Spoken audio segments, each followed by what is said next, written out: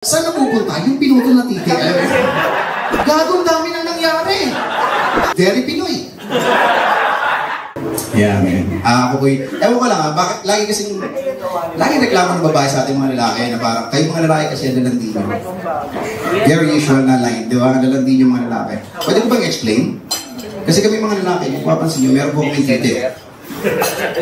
At kung mapapansin nyo, titi, wala yung kamay at paa. Hindi niya kaya protektahan yung sarili niya pag may nagtatangkang tumikim sa kanyang iba. Ano bang ginagawa ng titi? Puto nakatayo lang yan eh. Hindi siya makapunch, hindi siya makakagay. Di ba? No! Now, Marco, sa 20 years na kami, sayang naman, no! Pero pag naisubukan ng iba, talagang kalimutan mo lahat eh, no? Nalimutan mo ng mahal mo siya eh. 20 years na kami. Tsaka feeling ko walang introverted na titi. Walang introverted na titi. Parang lahat ng titi outgoing. Masaya lang, tara, labas na kayo, mainit, basa, let's go! Diba? Walang malungkutin na titi. Pero wala nang mas pa-positive pa sa outlook na buhay kundi ang titi. Sobrang motivated ng titi na yung mga lalaki. Kasi sa pagising pa namin sa umaga, yung titi namin nakatayo na eh. Ready to face the day, sir, let's go! Very motivated. Dahil na sobrang motivated yung titi ko, gusto ko siyang pangalanan. Pangalanan ko siya ng Brendon Labador, alam mo yun? Pareha silang bobo, pero ugatan.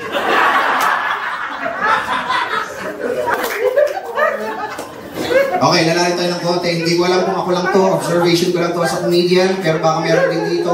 Pag nakakita ako ng grupo ng bakla, ang i-imagine ko na pinagkukwentuhan nila, titi. Pwedeng mali ako, I know. Pero yun talaga yun. Ano mo yun? Wala pa akong nakita grupo ng bakla na nagkukwentuhan ng mga conspiracy theories. Gusto bakla pa rin sa ancient aliens? Galing pala tayo sa mga aliens? Malaki kayo titi ng mga aliens? Hindi pa rin eh, alam mo yan? Tsaka yung mga lalaki dito, yung mga pabrusko na lalaki, tigilan nyo na yung tinagtatawanan nyo yung mga transgender na mga nagpapaputo ng titi. Yung mga lalaki nagpaputo ng titi, huwag yung tawanan yung mga yan, men. Wala nang mas tatapang pa sa lalaking kaya magpaputol ng titi. Sinong pinakamatapang dito? Putang ina, sir, mukha ka matapang, paputo tayong titi, pahig ka? Walang may kaya. Pero ang tanong ko talaga, saan napupunta yung pinutol na titi? Alam mo, tingin ko napupunta sa langit, alam mo yan? Nagiging angel yung mga titi, alam mo yan? Pero sila maliit na pakpak. Sila yung birds of heaven. Cute lang. Kaya ba ako sila simbahan na daming ibon? Akala niya ibon yan? Mga kaluluwang titi yun. Pinabalik lang ni God kasi meron pa sila mission sa earth. Diba? Kaya yung mga simbahan natin, yung mga nakikita yung ibon, Maya. Diba? Brown, maliit. Very Pinoy. Pinoy na Pinoy ba?